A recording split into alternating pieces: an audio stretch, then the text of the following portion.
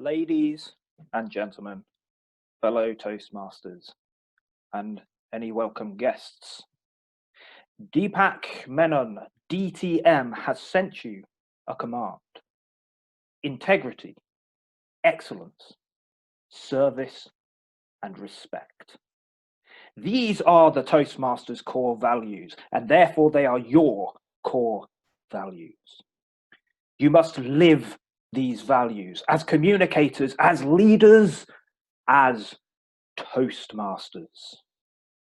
There are those out there who will not hold to these values and will attempt to distort them in you through their entertainment, their media, their music.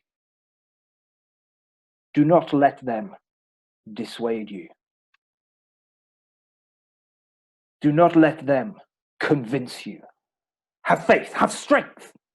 Your base camp will ground you, your pathway direct your journey, and your mentor will guide you until you too can be a distinguished Toastmaster. Okay, so that's a bit much and maybe even a little bit cultish. So Toastmasters doesn't do this, but here's a question. What is the difference between an organization and a cult? Can we define the difference? Toastmasters has members, often loyal members, willing to sacrifice their time, their energy, sometimes their money, to the organization and to its ideals. We have our rituals, insider terms like TME, DTM, VPE, and now we even have levels. Is Toastmasters a cult? Oh, I decided to find out. So my first stop on my learning journey was to the International Cultic Studies Association, or the ISCA, and I'm just linking their website here if anyone wants to see it. They have a checklist created by Dr. Michael Langon, who is a counseling psychologist. His doctorate is in counseling psychology from the University of California, and since 1981, he has been the ICSA's executive director. And so here are a few of the elements of their Are You a Cult checklist that Toastmasters thankfully doesn't hit. The group displays excessively zealous and unquestioning commitment to its leader, and whether he is alive or dead, regards his belief system, ideology, and practices as the truth, as law. Don't seem to do that. Questioning, doubt, and dissent are discouraged or even punished. I haven't seen this yet. The leadership dictates, sometimes in great detail, how members should think, act, and feel. For example, members have to get permission to date, change jobs, or marry. And the group has a polarized us versus them mentality, which may cause conflict with wider society. So far, very strong. We're not a cult, but here are a few points on their checklist that made me raise an eyebrow. 1, mind-altering practices, such as meditation, chanting, speaking in tongues, are used in excess and serve to suppress doubts about the group and its leaders. Well, I have to admit, when I first attended the meeting, I was a little bit confused by all of the excessive applause. The group is preoccupied with bringing in new members.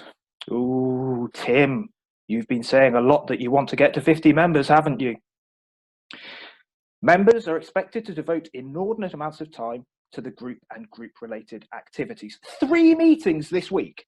3 meetings. 4 if you count the test that we had on Sunday. And the most loyal members, the true believers, feel there can be no life outside of the context of this group. Well, without pointing any fingers, I do have my suspicions. But this is not conclusive either way, so where else can we look?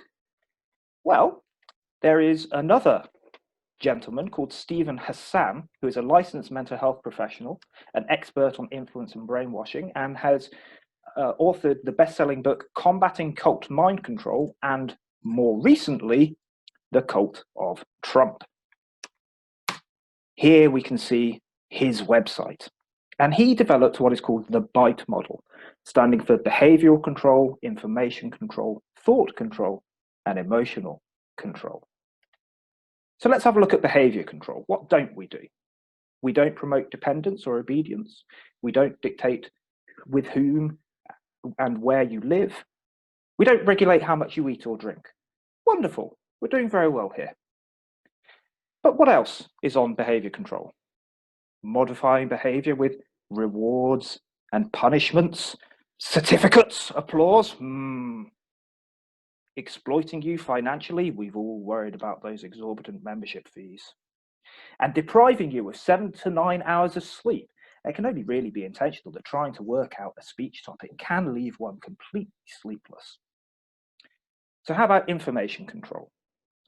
Well, we don't deliberately withhold or distort information, and we don't discourage access to non-Toastmasters sources of information. This is very good.